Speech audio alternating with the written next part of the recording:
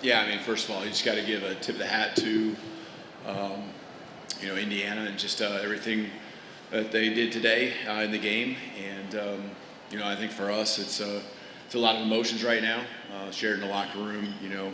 We can be upset, because losing doesn't sit well with us. And, we can be, frustrated about it, but and that's what our program's going to be, is upset when these type of situations happen.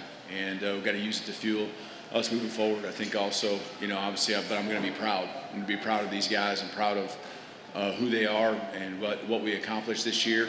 We came up short of our goal, and I think the other emotion would be just sad for the guys, and these would be two of them right here.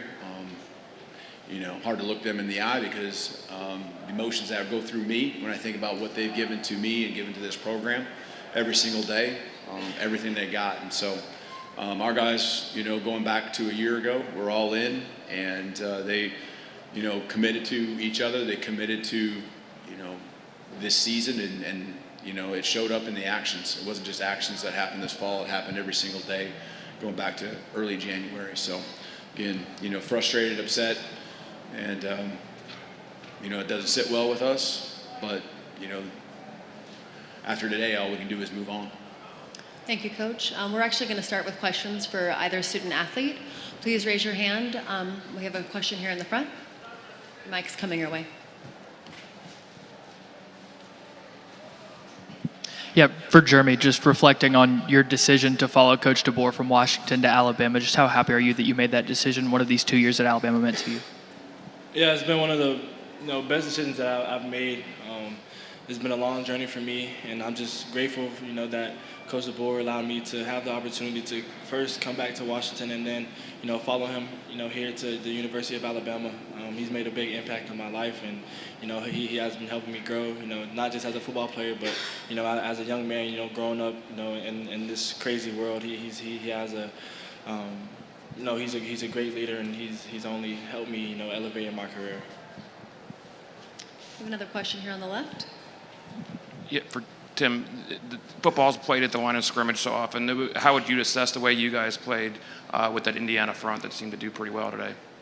Yeah, Indiana did a great job of playing their game and stuff like that.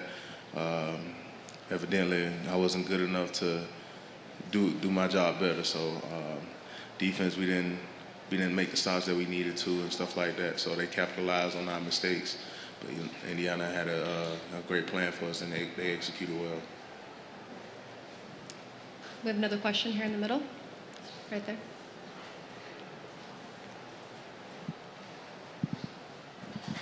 For both of you guys, all during the week and talking about Indiana, you guys gave them a lot of credit for what you saw on film and such. But was there anything at all that surprised you about what they did today, or was it stuff you had seen that you just didn't handle as well as you wanted to? No, not necessarily.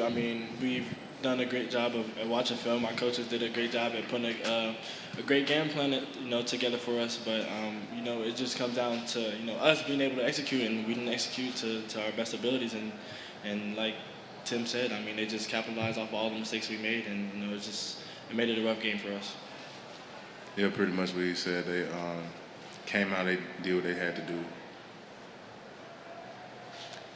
We have another question here in the front. Katie Wyndham from Bama Central. For both players, just what are you going to remember about this team and this season? I'd say, our motto this year was unbreakable. I think that our team is very resilient. We trust and believe in each other. We always have faith in each other. I'm just going to remember how resilient this team is, and, how our brotherhood was. Yeah, same. How we handled adversity at times and stuff like that. I really appreciate these group of guys. I'll go to war with them again if I had to. But yeah, that's what I have to say about this team. The love that we play with, the brotherhood that's there, and it's really a family there. Do we have any other questions for Jeremy or for Tim? Okay, thank you guys. You guys. I just want to give glory to my Lord and Savior Jesus Christ. For just for allowing us to have this opportunity, for allowing this team to be here together in California to enjoy this moment. Even though it didn't go the way we wanted, it's still a lot to be grateful for. Guys like TK, he went through injury and was able to play throughout the season. So guys were able to play in this game that weren't healthy throughout the whole year, and we're able to walk off the field healthy. So it's just a lot to be grateful for, and I just want to give glory to Jesus Christ for this opportunity. Yeah, thank God always. Thank you, guys. Okay, we'll take questions for Coach DeBoer. The first one will come from here in the front left.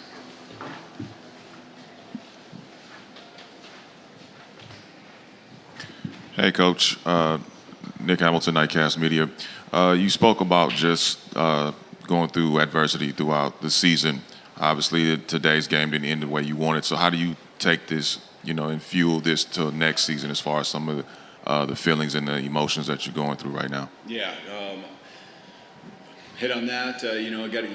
You got guys that are moving on, and it's the last game they play here, and got careers at the next level, and then you got guys that you want to start laying the groundwork for, the future. And I know, because I've been doing this long enough, and I have experiences that I can fall back on, that the fine line between what we had out there today and being at the very top is such a fine line, and you got to go back to starting over from scratch with putting the people around you, the right people, committing to something, a common goal together, and the actions following it. And so it's such a fine line. You may not feel like it when you're in this moment right now and what happened today, but I can tell you it's a fine line between being here and being at the top. But we got to do the work. We got to put the work in. You got to believe. You got to be consistent. You got to have discipline, and we'll get back to work and start all over again. Question from the middle in the jean jacket. JoeGoodmanAL.com. Kalen, what were you thinking on that fourth down call, and could you explain that a little bit? Yeah, just felt like it was going to be one of those games where you got to take advantage of possessions, and obviously, when you fall short, it's the wrong decision, right? We don't get the first down, give them a shorter field. They make a nice play on third down, nice throw and catch. And, it's a belief. It's a belief in the guys on offense, it's a belief in the guys on defense that worst case scenario, we can hold them to a field goal. And obviously didn't work out that way. But, I try not to be reckless, but try to be aggressive. And wanted to make sure, and you saw we put a group out there, did the punt / try to hard count. Just gives me a little more time to think about what my decision would be, get some of the guys on the sideline to talk through the play call. And so, I really felt like even during that point, I was committed to going for it and to wanting, to try to, make it happen. And again, that's where you gotta be careful as a head coach when you make those decisions, because it can go the other way. But, I think, just looking at the game, we had to take advantage of every possession for it to end up the way we wanted to. And so, that was one of them. We have time for two. We have time for two more questions. We'll take one from the front left right there. Coach, Steve Futterman from NPR. I want to ask you, obviously, there have been some great moments this year for this team and some difficult moments like today, and you've been involved with some great moments in your career.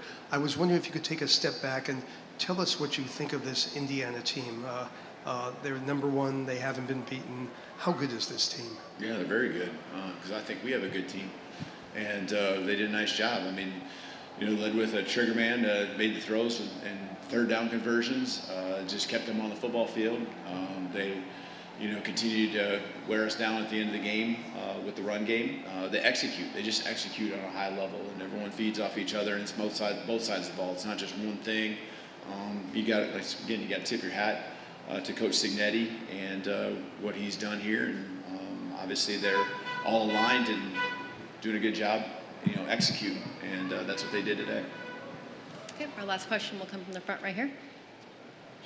With the Tuscaloosa News, Coach, could you just speak to the quarterback change, Ty's toughness, and then how you thought Austin played? Yeah, Ty had an injury, obviously, and he really wanted to try to go out there, and we treated him there at halftime, and he gave it a series, and just I know he feels he feels like he let down the team, and there's no way that that's the case.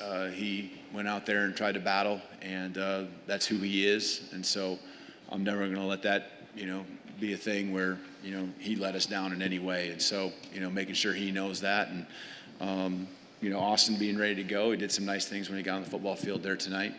And, just getting put in a tough spot when you're, trying to catch up, and it's the third quarter already. So, again, proud of all of our team, but that was the situation with Ty. Thank you, Coach. We appreciate your time. Thank you.